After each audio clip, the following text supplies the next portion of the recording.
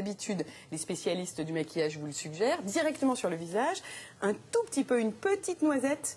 Donc franchement, ce petit tube-là qui coûte une trentaine d'euros pour cette marque-là, mais vous allez voir, ça va se développer dans plein d'autres marques. On est dans le début d'une aventure assez incroyable. Ça s'étale, ça chauffe en fait au contact de votre peau. Il y a ce qu'on appelle des ingrédients volatiles qui vont permettre cet étalement vraiment intéressant. Et vous voyez, c'est grand, j'ai mis une toute petite noisette. Donc on ne met pas de fond de teint par-dessus? Non, alors on peut. C'est ce qu'on a montré dans le sujet, c'est qu'on peut mélanger avec le fond de teint et on obtient un maquillage de jour un peu soutenu et on peut le mettre sous le fond de teint et là on obtient, je dirais, un maquillage presque de soir ou un petit peu plus sophistiqué.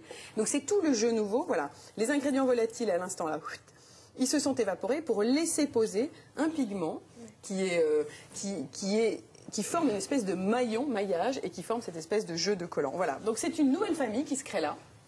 Il y a une marque que je salue parce que c'est quand même une initiative d'une petite entreprise française, cette jeune femme qu'on a vue là, qui est allée chercher ce savoir-faire en Corée. On est maintenant dans la mondialisation, le transfert des technologies et qui a adapté ces formules pour des Coréennes très masques de geisha quand même à nos peaux d'Européennes, on dit de caucasiennes. Donc bravo à une toute petite entreprise française de lancer la famille. Et je peux vous dire que les grands labos, j'ai vu des BB cream de marques très connues internationales qui vont débarquer en France.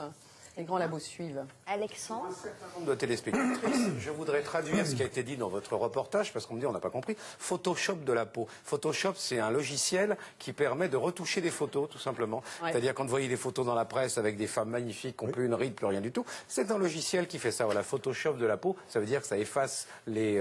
c'est moi, mais en mieux. C'est un petit peu ça l'expression, exactement. C'est voilà. Ce qu'on voit beaucoup dans les magazines.